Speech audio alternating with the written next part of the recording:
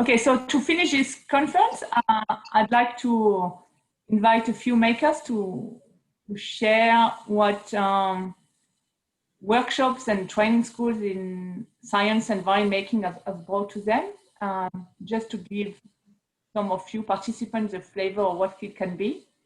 Because I want to emphasize that this conference is really, really particular because it has been talks all day, every day. And I really want to make sure that it's not how it is when we actually meet in person. Because we do actually a lot of practical projects. As I explained, like last year, we worked on the Bilbao violins to try to improve them, and we tested them, playing tests, listening tests. There was a lot of discussion. So yes, there are a few talks, of course, and we spend a lot of time discussing them, and but there are some practical, well, which of course are very difficult to operate online, and that's why none of this happened during the year. But because there is so much interest across the world, I want to make sure that people who are attending these talks realize as well that a science and violin making workshop is not just about talking and about theory, and there are quite a lot of practical things involved, and which are actually very useful as well. And so, I don't know, I know that a few people have expressed interest in sharing what these types of workshop and training schools have brought to them and or not brought to them, because of course, if you came here to find the recipe, to make a good violin, then you can leave. You will not get this from us, and especially not from me, maybe from George, or not from me. But yeah, so I think it's a long time experience and making progress all together and trying to design projects which could be useful for people. And so yeah, so okay, this conference was a bit intense in terms of talks, but that was special due to the online format. And that was probably the main downside of that format. The upside is like we had people connecting, about at least 100 people every day, even sometimes 130, 150 across the world. And that's been an amazing experience to see all of you, even if it's through small subnames above the screen. So I don't know with whom we are going to start. So Hans, are you here, Hans? No, the other Hans, Hans Pluha. Yes, I'm here. Hello. Okay, so Hans, yes, up to you. Well, I would also like to thank you for this amazing week, for all the lectures and organizing it. It's been very interesting, although I haven't had time to follow everything. But last year I was invited to come to join your group in Vsa Convention. I was very happy and very fortunate to be part of it. And I came as a new member into a group that had worked on this Bilbao project already, and I was quite astonished that people had been made sensitive to listening so well to the sounds and judging it and putting them in groups. And it taught me that the listening is a very it's a thing that you can train very well, and it's something that since in this past year I've been doing more and more stuff with in my own workshop with customers, doing blind tests, a test as the player being blinded, doesn't knowing which instrument he plays, and since I play the violin as well, I was quite surprised how difficult it is to say differences between instruments when you don't know which one you're playing. And I came into this situation some 8 months ago, when a customer brought in a violin of a competitor that he was thinking of buying, and we were comparing it to my own violin. And I could hear quite clear differences when he was playing them when I was blind, but then I was brave enough to say, let's do the blind test. I don't know which violin you're giving me when I'm playing. And I must say, I couldn't tell them apart sound-wise so well, but I felt the differences in the neck shape. So I know which one was which. So what the thing really I learned from it is that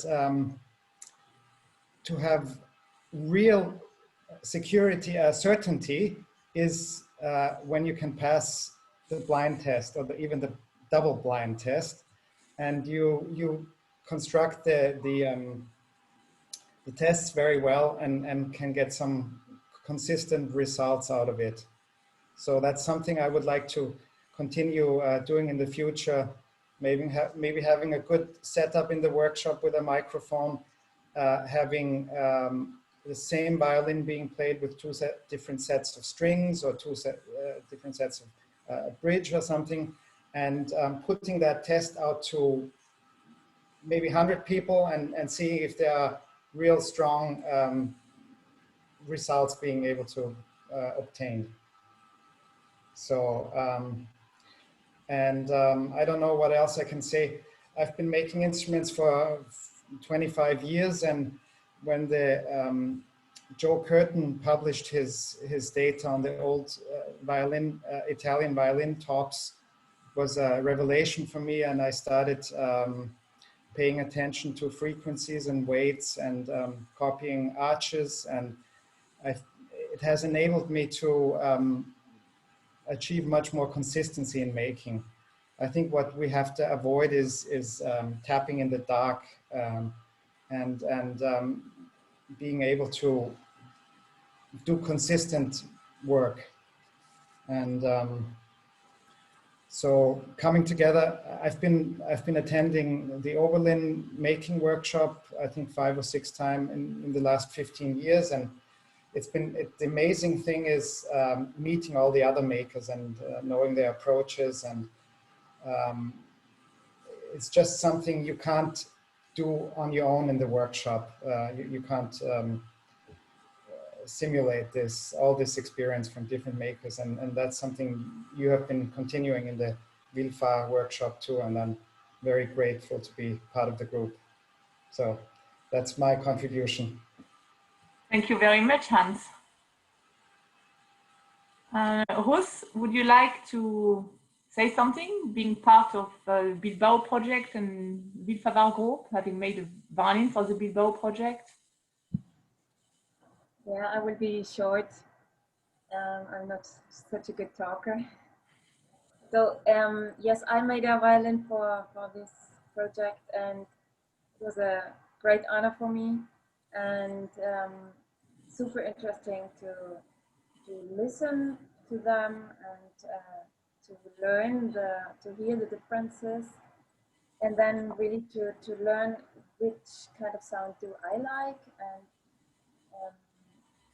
later to be able to share it with the other makers and look into the numbers, of course. And for me, it's really all these measurements and all these listening tests is really enriching my intuition in doing violins. And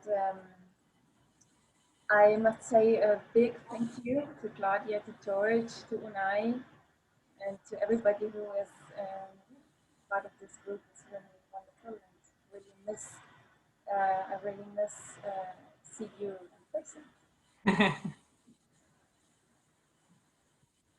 Thank you, Rolf. Blaž offered to talk about the training schools. Yes, hello. Because what I've said, but I don't know, some people may have been there, some people haven't. So there are workshops like, so the Oberlin workshop, and with like more formal training as well. The Vsa workshop that are organized in Europe with Paul Noulet is more like private, because more like a research-based workshop. So we don't want it to be too big because it would be a bit difficult to organize, as we don't provide formal training. But I actually organize as well a training school, which is to actually offer proper training in acoustics and measurements. And George and Colin are involved in that training school as well. And the aim is to actually make it travel across Europe in violin making school. So the first was in Item in Le Mans. Then the second one was in Ghent. That's how I met Tim and Gerten, who organized it very nicely there.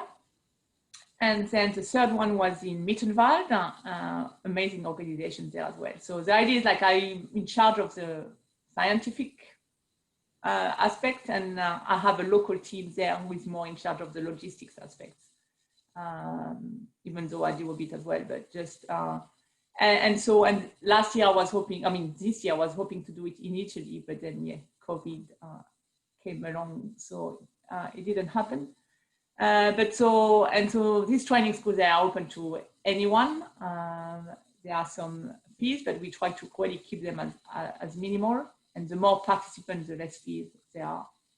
And so yeah, Blash, in addition to being part of the Vsa group, has actually taken part into all training schools, and maybe can talk about them from another point of view. Yes, thank you. Yes, the first training school was in Le Mans, and this was quite a basic about acoustics. And then 2 years before, it was in Ghent. It was really nice because there were people who have experience with the making for many years, and also the students. So we have on all three schools trainings. Schools, we have some practicing, some listening test, and also for the beginners about acoustics. And the last year we made 7 or 6 groups. So we were makers with a lot of knowledge of making, and the student, and then each group have some project about fitting a bridge or something measured or whatever, or making new sound post. And then we have a listening test, and in Mittenwald we last year have a quite good test in a quiet room. Quick chamber, yeah, chamber. It was really amazing because it was quite strange. It was dark and players, and we closed the eyes. So yeah, it was really nice, and always is a lot of positive energy. So if you like to come, it's very nice to go there, to find new people, to find new connections. We are people with many ideas, but as Claudia said, if you want to find the magic wand, you will not get there. So we are not Harry Potters or something like this. But you are very welcome with new ideas. So yes, that's it. Thank you. Thank you, Blash. Bas, you wanted to talk about how the work we did led you to do some experiment with your viola?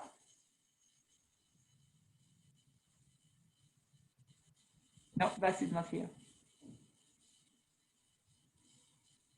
Probably. He is online in the talk, but maybe he's not in front of his computer at the moment. I don't know. Okay. Joel said he would talk. Yeah. Joel? Show us your beautiful wig. Joel is gone as well. And maybe Paul as well, because Paul, Villefava would not be there without you. No, I think Villefava will not exist without you. I really have to thank you, Claudia, because you do such amazing work for all the violin makers, I think, really. And you bring a different approach to listening the instruments. And I think I would go back to what Hans was saying, is that the fact of listening in a group and listening with different ears bring us to learn about, to learn how to listen instruments. And I think that's a very important point of the group and meeting together is the sharing of listening and the blind testing of instruments, because we perceive different things of the sound of the instruments, which and get us to learn more about our instruments. Because when we test our instrument in our workshop, we have, I think, a limited perception of what the sound is. And being able to share our perception of sound help us to get deeper in the sound of the instruments. And yeah, we have to thank you, because you organize all of these things. And I wouldn't be able to organize it without you and without George and Colin, because, you know, to have George and Colin and always get your feedback, their feedback, you know, because it's nice to talk about sound, but it's nice as well to get some explanation about why it could be like this or like this. And that's really thanks to George and Colin. And then as well to Unai, who has set up this amazing funding for the Bilbao project. So we really should talk about a huge collaborative things happening, and that's what really the strength of it and the happiness for me of doing this.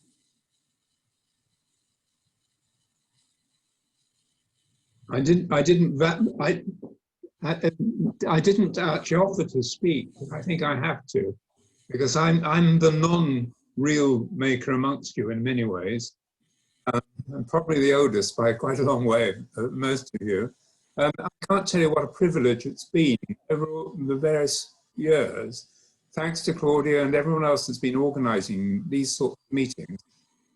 As a scientist, an acoustician wanting to understand, you know, how the violin works, it's so important to be able to interact with real violin makers. And it's a community, and it's been wonderful. So many of you that I've met at these meetings and now become, you know, one's closest friends. And I think that this has helped, this meeting now has helped enormously to build up the sense of community over an even wider spectrum. And that's one of the long-term benefits, I think, of this meeting will actually have. Lots of people are interacting together, and that's what's so important. And thank you, from my point of view as well, to you, Claudia, for everything you've done. Thanks, Wes, but I want to thank as well, like, where I come from, and in particular, I wouldn't be here without Jim, with whom I did my postdoc on violins and started knowing all of you. And I really want to thank Fantao and Joseph Curtin as well for the amazing workshops they are doing in Oberlin, from which I really get inspiration to do this Vsa week and the training school in Europe. So it's great to be part of such a huge and worldwide community. Right. Apparently, Joel is back. Yes. I'm really happy to be part of this Vsa group. It's really amazing the work of Claudia and George and the energy, and really the listening test is just incredible to be blind, and you can measure the power of your eyes to if you decide this violin will sound good with your eyes, you heard, it's incredible. And with blind, you feel really humble. And it's sorry for my English.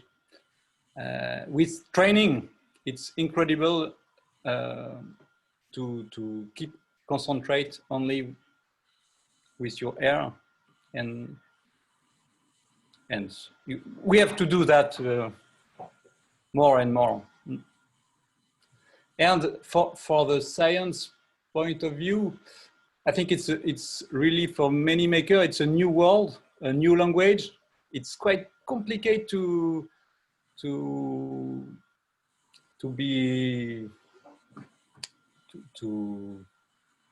sorry, but in any way, it's inspiring you have to keep the reality and the work you know already, but really it opened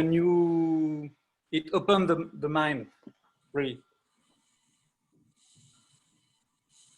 Thank you, Joël. What is that behind you that we see there? Hmm? What is that behind you? It's a measurement rig. Honestly, I don't use it every day, but Oh, come on! but it's quite useful, and it's to do all this measurement and to understand the problematic, the way you have to do it. It's really interesting.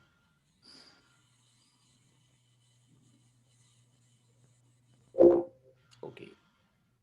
May I say a couple of things? Yes, of course. And Christian as well. And I know that Rémi would like to say something as well. Yeah,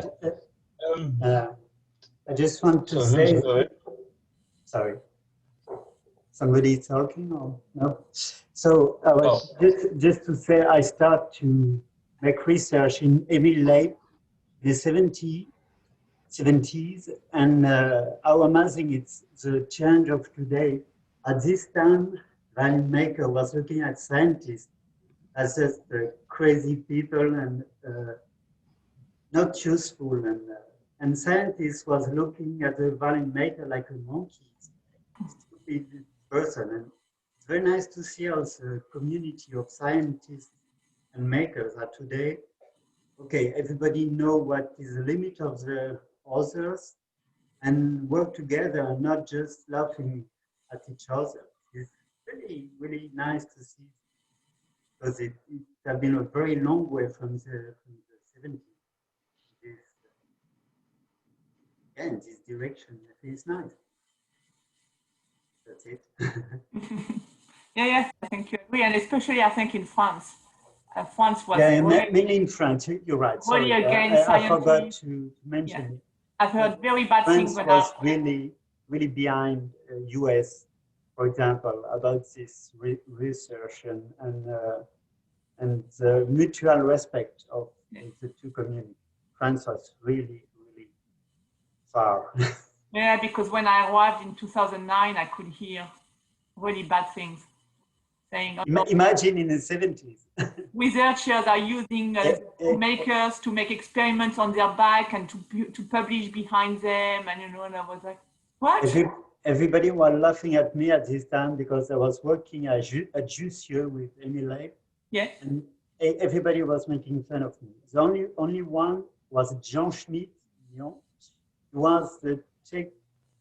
He took it seriously. He was the only maker at this time to really think there is a future in this collaboration. All the others was just laughing. Okay. Good to hear that it has changed. I wanted to follow up what Joël was saying about listening tests in particular, in that you can't really say I've been trained in listening, now I don't have to do it anymore, I just be able to hear everything all the time. It's not like that. It's like if you want to be a martial artist, you have to train every day. And it's a bit the same with the listening test. You have to keep renewing your skills and challenging yourself. And so it becomes a way of life, a way of learning analytic listening and keeping periodically involving yourself in blind listening tests. And of course, in the community side of things, it's very important not to become arrogant and think that you know everything and other people can't contribute. This, when you actually become involved in a group like this, you really see the falseness of that sort of view, in that everybody has things to contribute in that situation. And in fact, on your own, there's a really great limit to what you can do. But as soon as you engage in a community of people, suddenly an enormous amount opens up. And that is the great value of this type of collaborative work or sort of shared exploration. So in the beef of our workshop, we're not sort of teachers and students. You know, some of us maybe have more of a leadership role, but it's not that way around. It's not a teaching situation. It's a collaborative work. Indeed. Remy, are you here? You said you wanted to say something about Quebec and science and making in Quebec.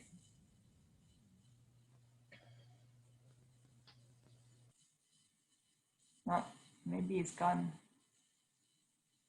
Because he said, like to me last night, that No, he's here. His mic is muted. He's talking. His mic. I'm here. Sorry. Ah. Hello. So, and first, thank you, Claudia, for this opportunity to share with everybody here, amazing people.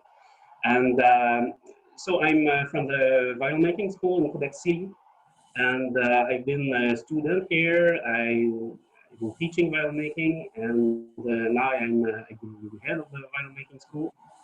And as a maker,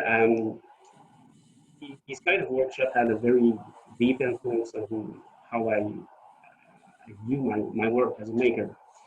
Well, not anymore because I'm involved full-time at the school, but I haven't accomplished a lot. You see, just behind me, I have my biomaking school diploma here. This is a recognition from the arts and craft community locally, and in the middle here, it might seem insignificant to many, but it's just a certificate of participation at the Oberlin workshop in 2011. And so it's not even a big accomplishment, but I like to have the name of all these awesome people right over my shoulder, looking at what I'm doing now, just make sure I don't say anything foolish. But I like to have to reminder that these people have had a great influence on my career. So my first big challenge as a very young maker was to deal about wood properties. As a student, I was kind of astonished that we had to buy wood from many thousand kilometers away to build these instruments. And here in Canada, we have a lot of nice spruce and maple, and I was just wondering why we weren't using this wood to make violins, and I just couldn't find any answer. And people who were using local wood were even considered as heretic makers. They were crazy people because there was no recognition for these wood. So after I graduated, I turned to a violin maker who was using these wood, and so I started as any young maker, just experimenting with these wood, but kind of blindly and just like making guesswork. And everyone I was asking about their opinion couldn't give me information. They will only give me opinions. So their opinion was only as good as their reputation. And so it wasn't very convincing when I started to teach many years ago. The first class I had to give was about wood in a violin making context, and I was a bit clueless when students were asking the same question I was asking my masters back then. And this was the beginning of my questioning about science at the workshop. And so I started with my very basic math and physics abilities from high school to just starting to do math again after a decade of having put this aside, and just figuring out how to make simple bending tests and measuring elastic modulus of elasticity was at first a big challenge and was quite discouraging. But in 2010, I had the opportunity to have a small grant to put together an acoustic lab at the violin making school. So the first step was to gather all the information we could have, try to build some, try to tie a link between the research papers or the scientific community, and find a way to bring this to the workbench. So it was accessible to both our teachers, professional makers, and students. And that was the first time I could attend the Berlin Acoustic Workshop, and it was very it was a great revelation, because I was discovering a completely new way of dealing with the same problem we have in the workshop. But for the first time, I had some objective answers or no answer, because there were people were avoiding blind opinion and favoring experimentation.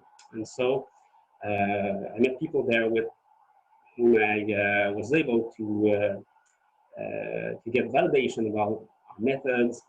And so it was a very important starting point, because for the first time, I had some people to discuss this problem with, because in my surrounding, in the violin maker community, no people were able to help me. And so I had to go very far to find this help. And so this was the beginning. So only a simple question about wood source would lead a decade later to get very hands-on on the violin acoustics and experimenting. So I'm very grateful to all these people. And the effect is not just about what it brought the new abilities I developed. But now, later as a teacher, I was able to train my students to use the same tool, the same approach. And now our students in their first semester, so they learn how to characterize wood. They learn to make very well. We don't give them answers. We train them to make experiment and make their own conclusion. And so for the violin making school, the Lutry school in Quebec, we have the student who can specialize in violin making or guitar making. But the first semester is the same, we share the same class. And so since 2010, now students know how to make sense of the wood properties and change their build production accordingly. So we have a very good result in the guitar making program. The teachers have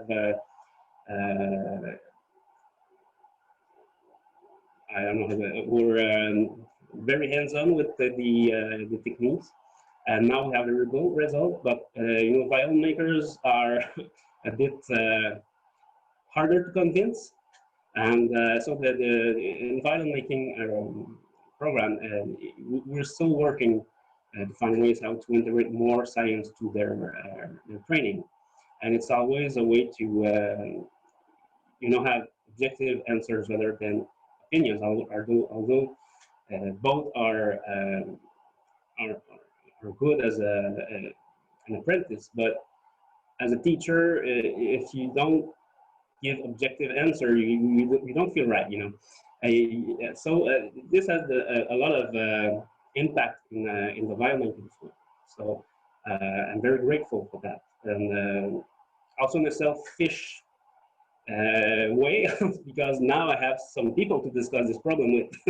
And so that's what I wanted to share with you. So sometimes just being the first step in this unknown area of violin making can bring you some places where you wouldn't expect.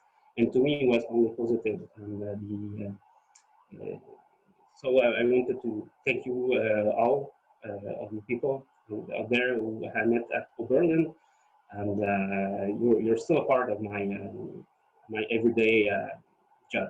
So thank you, guys. Thank you for sharing this, how you set up something more scientific in your school. And I think yeah, violin making and guitar making school are really deserve or should, yeah, implement this a bit more so the collaboration can grow, and I think that everybody can benefit from it. I don't know, Jason, because you've been part of the Oberlin Acoustics workshop, would you like to talk as well, or what has changed? Yeah, I would love to. Because I don't want only Vsa people, because the point was not for you all to say, oh yeah, thank you, Claudia, you're great. You know, that was not the table. I really want to show how are benefiting from these meetings. I would love to. I first came to the Oberlin Makers or Acoustics workshop in 2013. And it was very difficult just to understand a lot of the vocabulary. It took me, I think, the third time before I knew what a transverse dipole was. But going through the old notes from the old meetings, I came across a few different discussions that they were ongoing discussions, and they kept describing somebody just like you. That was what they needed for their work.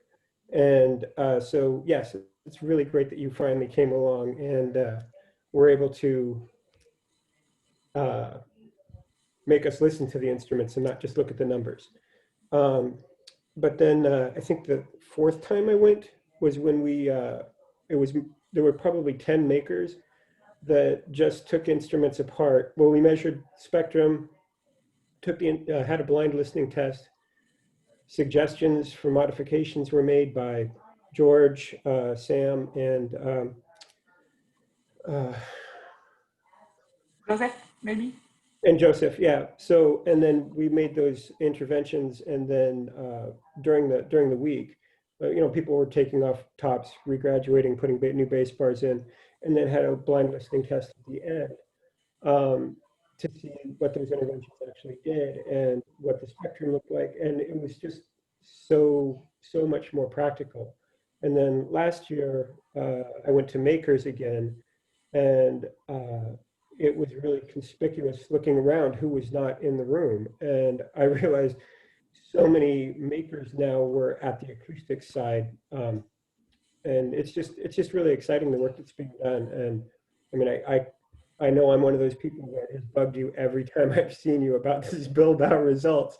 So I'm so grateful that it's finally published. And the amount of information that still can be parsed from the data you've acquired. I mean, it's incredible. And as far as like getting a magic formula for making an instrument, what I've learned is we can measure things and we can take notes. And if you make notes of all of your work and you copy your best instruments, you will improve. But as far as applying somebody else's formula, I think that's more difficult. What I'm beginning to coming to is that basically, if you just do mostly what you're supposed to do, and good wood is good wood, you'll make good instruments. And that it's nice that the science is pointing to that shop practice is generally better than crazy ideas. So anyways, thank you so much. Thank you.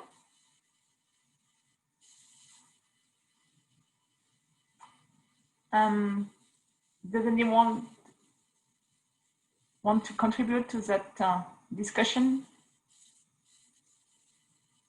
about what science has brought to you, or not as well, you know? I mean, I can understand as well that not necessarily useful. I can add a few things, maybe, Claudia. Yeah. I studied violin making in England in the late 70s, and we were just told to make the instruments in a particular way, and if we did that, then they would turn out great. But I, along with a few colleagues of mine at school, we got the impression that the instructors really didn't have a clue about anything to do with sound. It was all about the aesthetics of Baroque architecture and making actually a pretty box, really. So we kind of took it into our own hands to start trying out sort of learning about acoustics. And I remember in the beginning, I hooked a shaker up to a violin and put on some, head protectors, and then used my fingers to sort of map the movements of different parts of the body. It was kind of a really, really primitive model analysis with a pencil. And then years later, I was just lucky enough to take part in the Oberlin shop, Oberlin acoustics workshop for either 3 years or so, 3 or 4 years, and met all these fantastic people like Van Tau and Joseph Curtin and George Stepani, and been, really, really, really inspired. And one thing that I would like to emphasize, and I always talk about this, is that it's very, very difficult to learn to do this stuff properly. And if you don't learn it properly, you're just wasting your time. And so what I do is I try my best to learn as much as I can. And then I forget about it for a while and just make my instruments. But I always come back to it, and somewheres in the back of my mind is a picture that's being created of how the instruments work and what is true and what is bullshit, because there's so much of that around. And it's just amazingly inspired, and I want to thank you from the bottom of my heart, all you people who have contributed to this. And it keeps me up. I don't get enough sleep because life's too short. Thank you. Thank you, Hans. Currently, Bas is back, so I suggest we ask him, and then we probably stop there, and I will play the last recording I have from Christian to finish with a bit of music. Bas, would you like to talk about what you've done with your viola, following some things we've done in Villefavard? No. Mute, yes. You don't want to. Well, I was just out with kids for a little bit, so now I'm sucked back in again, which is wonderful. Well, so in general, I think just being exposed to all this knowledge is helpful, incredibly helpful. So I think in a way what Hans was just saying, that you create in the back of your head, you create this image of what works and not. I think it sort of works for me like that too. It's all this information is sort of in addition to your sort of making intuition. So I think the viola that you asked about was basically came from a lot of quite small things that came that passed in the years. So basically, one of the things I tried to do is just physically enlarge the Bridge Island area after seeing some pictures that Colin and George were showing a few years ago in Villefavard. Just made me realize how important the area is and not having it too stiff. I mean, it's a very, very basic thing. So just try to really enlarge it, which sort of seemed to work in this case. And also try to make this area much more flexible by having small bridges in the bass bar. So not having the bass bar glued fully to the top. did seem to help. I mean, I'm happy with the result. I've not done any measurements on the instruments, but to me it's very satisfactory, and also to the people that have played it. And I think in Vsa it was played without varnish. I think well, that's up to you. There's one question. Ruth, do you want to say something? Yeah, one question to Bas. You just said you didn't fully glue the bus bar top on the viola. Yes. You made it glue. I'm sorry, I cannot hear you very well. We barely hear you, Ruth. Can you speak louder? You just said that you didn't fully glue the bass bar on the top. Well, I fitted it in a sort of a normal way, and then I took bits of wood out on the gluing surface, where normally the gluing surface would be. Okay, thanks, Bas, for sharing this. I wanted to stop there, but then Dimitri has raised his hand. So you want to have the final word, Dimitri? Oh, yeah, thank you very much. What an honor. Yeah, I wanted to tell a bit that I graduated from violin making school in Salt Lake like 4 years ago. 3 years ago, I came back to Moscow, Russia. It was a hard decision to stay in States or to go back, but finally I decided that I want to be useful for the community and I can be more than useful here. And also my priority was to make and to get working visa. Most people wanted to hire me as a repair guy, so I didn't want like to spend next 7 years, repairing stuff. But I went to the Vsa Convention. I was talking to Fan there. I listened to Joseph Curtin's lecture, was asking a lot of questions, so it was a blast to me. And here I feel a bit lonely, so I try to study acoustics by myself, trying to read whatever I can. I assembled DIY radiation measuring rig, started to work on a model, made a CT scan of my violin, but got stuck with remeshing because it's like whole full-time job. So for me, and like by accident, I actually realized that this convention is coming, and I'm just can't express really how grateful am I to hear the lectures for the week by people, articles by whom I've been reading for years, and to be able to talk to them, to ask questions and to share information. And for me, being here in Russia, feeling myself as a part of great violin making acoustics positive community of the world is valuable more than I can express. So thank you. Thank you very much. Thanks. Okay, I wanted to finish, but Andrew has raised his hand, and Andrew woke up every morning at 4 o'clock or 3:30 to attend, so I cannot let him talk. Thanks. Sorry, I had to step away earlier and just come back now.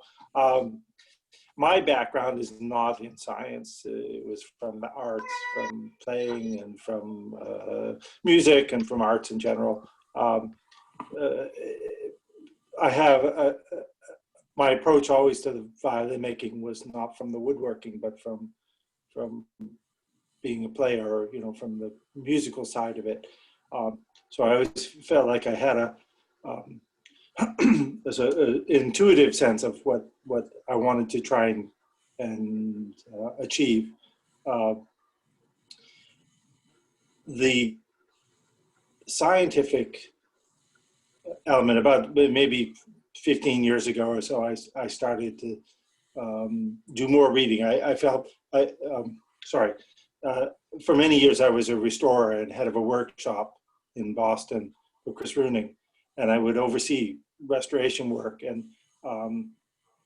adjust instruments and get them to work as best we could. At a certain point, I got very frustrated in trying to communicate my intuitive sense of what needed to be done to the workshop or to people that I was working with. And so I started searching for a bigger vocabulary, which the science side of this, of violin making,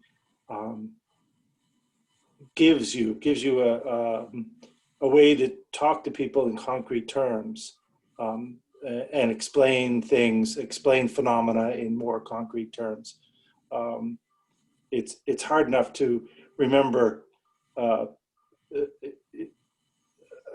make the comparison that players, people like to sort of bend plates and things like that. And if you're a productive maker, you only get to do that basically once a month, or, if you're super productive, you're doing that twice a month. The ability to remember that experience is, I can't remember what I did, half an hour ago, or how I felt half an hour ago. So to remember that experience of bending something is not very satisfying. So I think the science language allows us to quantify things and to express them over in more objective ways over a long period of time. Or it's helped me do that. And hearing things explained by people like you, Claudia, and Colin, things that one may intuitively have a sense of what's going on. They give you the language to understand it in concrete terms, and to hopefully, over a long period of time, be able to make definitive steps towards success. Like when I first started doing this, studying the science, I could see a path forward, that it was not just sort of working on boxes, like Bas said, just sort of making a pretty box. It was actually, you could chart a way forward of making progress to make a better violin, because you could look at what you did, see how it changed, and hopefully make a plan for the next one. Or, that basically every violin was an experiment, and you could define the criteria, see if it succeeded, and then alter the qualities for the next one. So I want to thank you, Claudia, thank Colin, thank George Tapani, all the people who are much smarter than me, to helping me move forward in my making, and give me hope that I'm making progress. Thank you very much. Thank you, Andrew. Pan, are you still here? Because I feel like you should talk as well. You've done an enormous amount of job for violin makers in the US, so you should already say something. Oh, yes, I'm here. Yes. Well, first of all, Claudia, thank you for such an amazing job, organizing this. And I'm so happy to see, how far you've been able to take what we've been doing and the work you're doing in connecting all of the researchers in Europe with makers around the world. So it's so gratifying to see this, because when Joseph Curtin and I started the Oberlin Violin Acoustics Workshop can't keep track now. It's been 18 years ago. It's been a long time. I remember the first little group of maybe a dozen makers, and I'm talking about this, and gradually we've made connections with various people, all very important people like Colin and George Tapani and Evan Davis, and especially you. And so that's it's been fantastic to see. And now, if I may, can I plug just a little bit what we're doing for our Vsa Convention? Exactly. That's why I want. Thank you very much. So, do you mind turning on your camera? It would be nice to see you. Okay, sorry. And exactly, I wanted to ask you to advertise your Vsa Convention. All right. Thank you very much. So the information hasn't been publicly posted because several of the presenters have been too busy presenting at this conference to finalize their plans for the VSA. But are you talking about me? No, you're not. No, you're not the only one. There's some worse culprits than you. but you know, as because of the COVID crisis, we've had to cancel the Physical Violin Society of America convention and competition this year, and which is unfortunate. But we've done a huge amount of work, especially our Vice President, Julian Cosman-Cook, in organizing a virtual VSA convention for November, I think 14th and 15th, the weekend. But as part of that, we have also, because we also had to cancel the Oberlin Acoustics workshop. So therefore, we decided to have a very small mini acoustics workshop with some presentations the 2 days before the full VSA convention. So all of the talks, with the possible exception of one, will not be the same talks as that Claudia has. So believe it or not, there's even more stuff out there than you have listened to this whole week. And I will talk about something else, for example. So yes, I think Claudia's going to talk about some of the other listening tests that we've done at Oberlin. And I think, let me say, Joseph Jim Curtin will talk about something else as well. Well, Joseph Curtin's going to talk about, well, he said you know, he's been interested in trying to define a quality criteria for violins. And so he wonders whether it's actually a fool's errand to try to collapse this whole complex thing into one number. And so he's going to talk about that. Evan Davis is going to talk about cellos. And trying to remember. Jim is going to talk about a review about. Jim's going to review some of the more recent research in acoustics and try to give us some perspective of, you know, where our science of violin acoustics is at. Sam Zygmuntovich will talk about something, and but he hasn't decided exactly what. But it is always worth hearing Sam speak. So those are some of the highlights. Pretty soon, within a week or so, the actual program will be out there.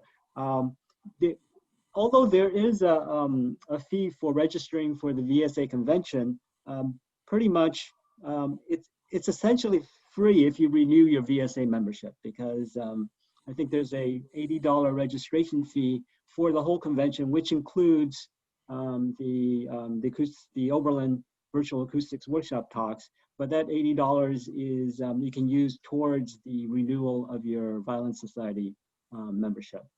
So that's I guess that's the plug I have for our program. So there'll be 8 speakers for each day for Thursday and Friday, November 12th and 13th.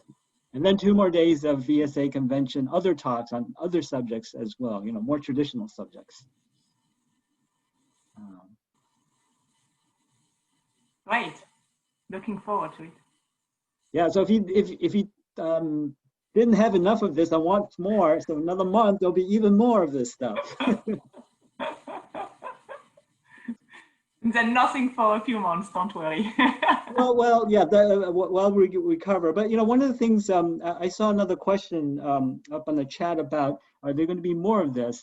And certainly, Claudia and I and Joseph already started some preliminary discussions about, you know, what do we do in the future with or without COVID? You know, I think there's some opportunities for some collaborations and stuff like that. And I think this online workshop of this week has shown that it is possible to reach a much larger audience, you know, than our physical workshops can. And for certain things, I think that's a good thing. So, I mean, I certainly have some ideas. You know, it may make sense to have online gatherings, you know, periodically, not for a whole week, but perhaps for half a day, you know, every couple of months, you know, throughout the year, in addition, and this could be even in addition to the workshops. And even if I hope, you know, eventually when we go back to, for example, Oberlin, Oberlin workshops and the acoustics workshop, it occurs to me that we could have some online, share some of the talks online, just like this. And as Claudia has pointed out, there are different types of experiences in all of this. She pointed out, the training programs that she's organized, which have more specific training applications. The Oberlin workshops are sort of a mixture of training and also experimentation and lectures. There could be also, sharing information, just like this virtual conference that we've had. So, I mean, I'm so impressed with what you've done, Claudia. So thank you so much. Well, thanks to all of you. I'm so impressed by how many people have joined, and it was amazing. It was really, really good, because it was obviously a lot of work, and I'm really pleased that this work was not for nothing, because there was a huge group of people attending every day, and yeah, a lot of dedication. I couldn't believe when I saw so many Americans, like South, North Americans, waking up so early in the morning every day to attend. It was just like unbelievable. So thank you all. It was great fun all week. And I can't wait for a sleepy weekend to recover.